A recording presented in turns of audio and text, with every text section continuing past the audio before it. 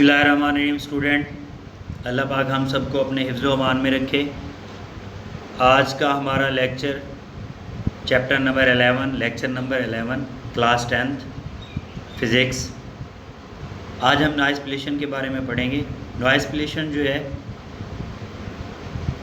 उसके मुतालिक हम पढ़ेंगे। सम टाइम हमारे पास जो साउंड्स होती हैं वो बहुत म्यूज़िकल टाइप की होती हैं जो हमें अच्छी लगती हैं। जैसे म्यूज़िकल इंस्ट्रूमेंट्स होते हैं जिनको हम सुनकर खुशगवार महसूस करते हैं,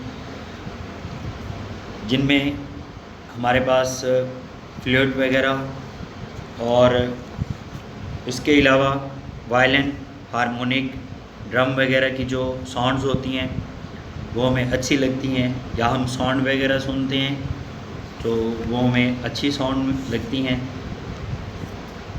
इसके बरक्स सम टाइम हमारे पास कुछ साउंड्स ऐसी होती हैं जो हमारे कानों को या हमारे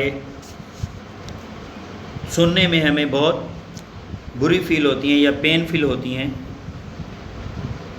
उनमें हम कहते हैं ये हमारे पास नॉइस साउंड्स हैं, यानी अनप्लेजेंट साउंड्स हैं जो हमें अच्छी नहीं लगती। इनके एग्जांपल में हम मशीनरी, जो बड़ी बड़ी मशीनें चल रही होती हैं उनसे प्रोड्यूस होने वाली साउंड जो होती है वो हमारे कानों को अच्छी नहीं लगती, या ट्रैफिक साउंड्स होती हैं वो हमें अच्छी नहीं लगती। इसके अलावा अगर लाउड स्पीकर बहुत ज़्यादा तेज़ आवाज़ में चल रहा हो, बहुत हाई साउंड हो उसका, तो वो भी हमें अच्छा नहीं लगता। इस तरह के जो पेनफुल और अनप्लेजेंट साउंड्स होती हैं उनको हम नॉइस साउंड्स कहते हैं, या उनकी वजह से पोल्यूशन जो प्रोड्यूस होता है उसको नॉइस पोल्यूशन कहते हैं। तो नॉइस पोल्यूशन जो है वो ना सिर्फ हमारे इन्वायरमेंट में एक पोल्यूशन है बल्कि वो हमारी सेहत के ऊपर भी बहुत ज़्यादा इफ़ेक्टेड है और हमारी सेहत को बहुत ज़्यादा मुतासिर करते हैं। नॉइस पोल्यूशन के हमारे सेहत के ऊपर या हमारे इन्वायरमेंट में जो नेगेटिव इफ़ेक्ट हैं उनमें ह्यूमन हेल्थ केस कंडीशन सच hearing loss, sleeping disturbance, aggressions, hypertension, high stress level वगैरह जो है, ये तमाम चीज़ें जो है नॉइस पोल्यूशन की वजह से हमारे इन्वायरमेंट में या हमारी बॉडी के ऊपर इफ़ेक्टेड होती हैं। इसी तरह से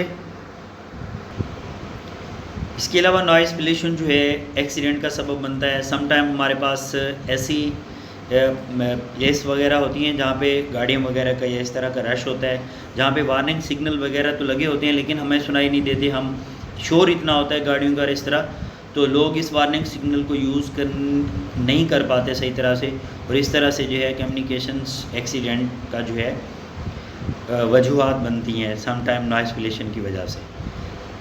अब हम नॉइस पोल्यूशन को अगर रिड्यूस करना चाहें तो इसमें हम क्या करते हैं, इसमें हम अगर साउंड को रिड्यूस करना चाहते हैं तो हम मशीनरी वो यूज़ करें जो कम से कम नॉइस जो है प्रोड्यूस करे। उसके अलावा दूसरे नंबर पे हम इसमें साउंड्स नॉइस बैरियर यूज़ करें। इसके साथ हम हेयरिंग प्रोटेक्शंस डिवाइस यूज़ करें, तो इस तरह से हम नॉइस पोल्यूशन से बच सकते हैं। नेक्स्ट हमारे पास है इम्पोर्टेंस ऑफ एक्वेस्टिक।